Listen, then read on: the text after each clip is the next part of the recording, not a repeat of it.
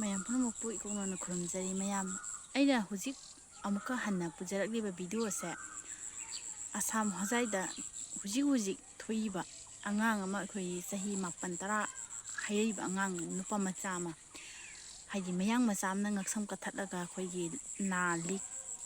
ꯍꯨꯔꯥꯜꯂꯒ ꯄꯨꯅ ꯆꯦꯟꯈ꯭ꯔꯦ ꯍꯥꯏꯕꯒꯤ ꯃꯇꯥꯡꯗ ꯑꯩꯅ ꯚꯤꯗꯤꯑꯣ ꯑꯃ ꯈꯤꯇꯪ ꯃꯃꯥꯡꯗ ꯊꯥꯡꯒꯠꯆꯈꯤꯕꯗꯣ ꯑꯗꯨꯒꯤ ꯃꯇꯥꯡꯗ ꯑꯣꯏꯒꯗꯧꯔꯤꯕꯅꯤ ꯑꯩꯅ ꯑꯗꯨꯒꯤ ꯚꯤꯗꯤꯑꯣꯗꯨꯗ ꯑꯁꯤꯒꯤ ꯑꯩ ꯚꯤꯗꯤꯑꯣ ꯃꯇꯦꯛ ꯑꯃ ꯊꯝꯖꯔꯛꯀꯦꯀꯣ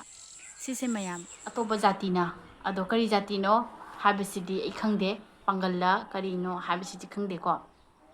ꯐꯖꯅꯗꯤ ꯑꯗꯣ ꯃꯈꯣꯏꯅ ꯃꯌꯦꯛꯇꯣ ꯐꯖꯅ ꯏꯔꯛꯇꯕꯅꯤꯅ ꯑꯩꯁꯨ ꯍꯥꯏꯕ ꯉꯝꯗꯦ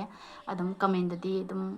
ꯄꯥꯡꯒꯜꯅꯤ ꯍꯥꯏꯕꯁꯨ ꯌꯥꯎꯔꯤ ꯑꯗꯨꯒ ꯃꯌꯥꯡ ꯃꯆꯥꯅꯤ ꯍꯥꯏꯕꯁꯨ ꯌꯥꯎꯔꯤ ꯑꯗꯨꯕꯨ ꯐꯔꯦ ꯃꯌꯥꯡ ꯑꯣꯏꯒꯦꯔꯥ ꯄꯥꯡꯒꯜ ꯑꯣꯏꯒꯦꯔꯥ ꯖꯍꯥ ꯑꯣꯏꯒꯦꯔꯥ ꯑꯉꯥꯡ ꯑꯃꯒꯤ ꯄꯨꯟꯁꯤꯕꯨ ꯄꯨꯟꯁꯤꯅꯦꯅ ꯈꯟꯕꯤꯔꯝꯗꯕ ꯃꯁꯥ ꯑꯃ ꯅꯤꯁꯥ ꯆꯥꯕꯒꯤꯗꯃꯛꯇ ꯃꯤꯒꯤ ꯊꯋꯥꯏꯕꯨ ꯂꯧꯅꯕ ꯍꯣꯠꯅꯔꯝꯃꯤꯕ ꯃꯤꯁꯛ ꯑꯁꯤꯗꯤ ꯃꯌꯥꯝ ꯂꯦꯝꯅ ꯊꯥꯕꯤꯗꯕꯀꯣ ꯁꯤꯅꯤ ꯃꯌꯥꯝꯁꯦ ꯇꯥꯕꯤꯔꯦꯅ ꯑꯩꯅ ꯑꯦꯛꯖꯦꯛꯂꯤ ꯆꯞ ꯆꯥꯕꯤ ꯄꯥꯡꯒꯜꯅꯤ ꯍꯥꯏꯈꯤꯕ ꯅꯠꯇꯦꯕ ꯁꯤ ꯋꯥꯍꯩꯁꯦ ꯃꯌꯥꯝ ꯃꯨꯟꯅ ꯇꯥꯁꯜꯂꯒ ꯑꯝꯇꯪ ꯑꯩꯉꯣꯟꯗ ꯀꯃꯦꯟ ꯇꯧꯕꯤꯔꯛꯑꯣꯕ ꯑꯗꯣ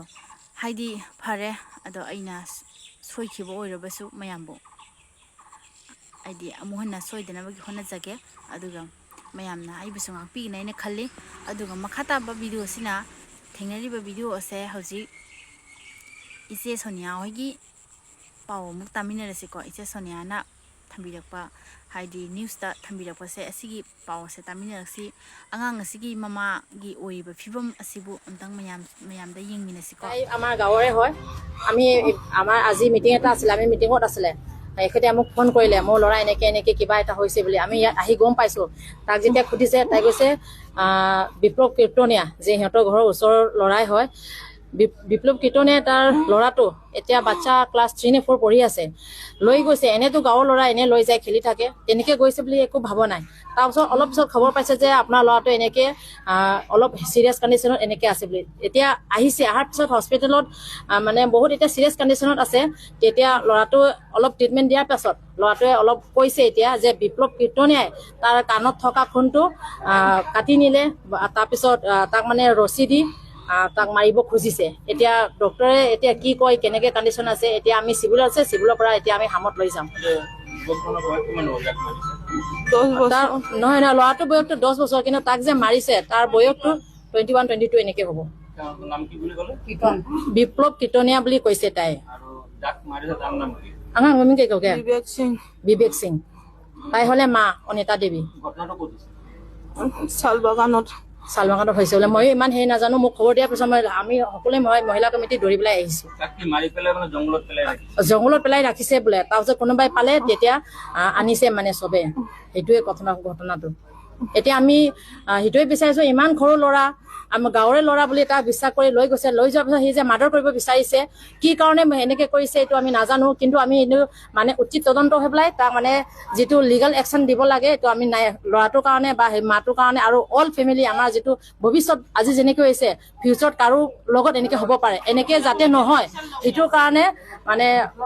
বিপ্লৱ কীৰ্তনীয়াক মানে এনেকে শাস্তি দিব লাগে যে ভৱিষ্যতত কোনেও এনেকে কাণ্ডটো নকৰে আৰু মানে মোৰ ল'ৰাটো খেলি থাকোতে ꯐꯪꯕ ꯄꯥꯎꯗꯅꯗꯤ ꯅꯨꯄꯥ ꯑꯗꯨꯒꯤ ꯃꯌꯨꯝꯗꯤ ꯊꯨꯒꯥꯏꯈ꯭ꯔꯦ ꯍꯥꯏꯅ ꯇꯥꯏꯀꯣ ꯑꯗꯣ ꯃꯌꯨꯝꯗ ꯊꯨꯒꯥꯏꯔꯣꯏꯗꯕꯅꯤ ꯃꯩ ꯊꯥꯒꯗꯕꯅꯤ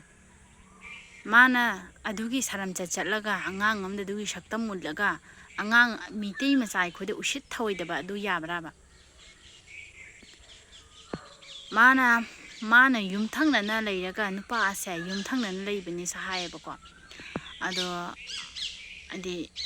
ꯊꯪꯅꯅ ꯂꯩꯔꯒ ꯑꯗꯨꯃꯥꯏꯅ ꯇꯧꯕ ꯍꯥꯏꯕꯁꯦ ꯑꯗꯨꯅꯤ ꯃꯤꯌꯥꯟ ꯆꯥꯅ ꯃꯩꯇꯩꯗ ꯀꯩꯗꯧꯅꯨꯡꯗ ꯅꯨꯡꯁꯤꯕ ꯍꯧꯅꯗꯦ ꯀꯩꯗꯧꯅꯨꯡꯗꯁꯨ ꯅꯨꯡꯁꯤꯔꯣꯏ ꯃꯣꯏꯒꯤ ꯁꯥꯒꯤ ꯂꯤꯆꯠꯅꯤ ꯆꯠꯇꯣꯔꯤꯁꯨ ꯑꯗꯨꯅ ꯑꯉꯥꯡ ꯑꯗꯨꯕꯨ ꯖꯪꯒꯜꯗ ꯄꯨꯁꯜꯂꯒ ꯃꯉꯛꯁꯝꯗꯣ ꯑꯉꯥꯡ ꯑꯗꯨꯕꯨ ꯀꯌꯥꯝ ꯊꯤꯅ ꯂꯦꯟꯊꯠꯄꯤꯔꯝꯃꯤꯅꯣ ꯌꯦꯡꯉꯣꯕ ꯁꯤꯔꯦ ꯍꯥꯏꯅꯁꯨ ꯊꯥꯗꯕꯤꯔꯝꯃꯦꯕ ꯑꯗꯨ ꯑꯉꯥꯡ ꯑꯗꯨꯒꯤ ꯎꯀꯟꯁꯦ ꯂꯩꯔꯝꯃꯦꯕ ꯑꯉꯥꯡ ꯑꯗꯨꯒꯤ ꯊꯋꯥꯏꯗꯣ ꯀꯌꯥꯝ ꯀꯟꯒꯦ ꯌꯦꯡꯉꯨꯁꯦ ꯑꯉꯥꯡ ꯑꯗꯨꯒꯤ ꯊꯋꯥꯏꯁꯦ ꯀꯌꯥꯝ ꯀꯟꯒꯦ ꯌꯦꯡꯉꯨ ꯃꯥꯁꯦ ꯃꯥꯒꯤ ꯆꯦꯡ ꯆꯔꯥ ꯇꯝꯅ ꯂꯩꯍꯧꯔꯤꯕꯅꯤ ꯃꯥꯒꯤ ꯆꯦꯡ ꯆꯔꯥ ꯇꯝꯃꯤ ꯁꯪꯁꯥꯔꯁꯤꯗ ꯇꯥꯏꯕꯪ ꯃꯥꯂꯦꯝ ꯑꯁꯤꯗ ꯑꯗꯨꯕꯨ ꯃꯃꯥꯒꯤ ꯑꯣꯏꯔꯤꯕ ꯐꯤꯕꯝ ꯑꯁꯤꯗꯤ ꯃꯌꯥꯝ ꯌꯦꯡꯍꯩꯗꯦ ꯑꯩꯒꯤ ꯏꯁꯥꯕꯗ ꯐꯥꯎꯕ ꯑꯗꯨꯝꯅ ꯊꯣꯛꯄ ꯇꯥꯔꯒꯗꯤ ꯑꯩꯗꯤ ꯑꯗꯨꯝꯅ ꯐꯥꯎꯅ ꯃꯃꯥ ꯑꯗꯨꯅ ꯆꯠꯂꯤꯕ ꯈꯣꯠꯂꯤꯕꯁꯤꯡꯗꯣ ꯑꯗꯨ ꯑꯩꯗꯤ ꯈꯣꯡꯗꯣ ꯊꯥꯡꯅ ꯆꯠꯄ ꯉꯝꯃꯦꯕ ꯃꯃꯥꯗꯣꯀꯣ ꯑꯩ ꯑꯣꯏꯗꯤ ꯉꯝꯃꯔꯣꯏꯕ ꯑꯩꯒꯤ ꯏꯆꯥꯗ ꯊꯣꯛꯑꯝꯃꯗꯤ ꯑꯗꯨ ꯑꯩ ꯉꯝꯃꯔꯣꯏꯕ ꯑꯗꯨꯅ ꯃꯌꯥꯝ ꯀꯤꯌꯔꯐꯨꯜ ꯑꯣꯏꯁꯤ ꯆꯦꯛꯁꯤꯟꯃꯤꯟꯅꯁꯤ ꯏꯆꯥ ꯏꯁꯨꯕꯨ ꯆꯦꯛꯁꯤꯟꯅ ꯊꯝꯁꯤ ꯃꯤꯑꯣꯏꯕ ꯑꯩꯈꯣꯏꯒꯤ ꯄꯨꯟꯁꯤꯁꯦ ꯍꯌꯦꯡ ꯀꯔꯤ ꯑꯣꯏꯅꯤ ꯉꯁꯤ ꯀꯔꯤ ꯑꯣꯏꯅꯤ ꯍꯪꯆꯤꯠ ꯀꯔꯤ ꯑꯣꯏꯅꯤ ꯃꯁꯦꯟ ꯀꯔꯤ ꯑꯣꯏꯅꯤ ꯍꯥꯏꯕ ꯈꯪꯗ꯭ꯔꯕ ꯑꯩꯈꯣꯏꯒꯤ ꯄꯨꯟꯁꯤꯅꯤ ꯑꯗꯨꯅ ꯃꯩꯇꯩ ꯃꯆꯥꯗ ꯎꯁꯤꯠ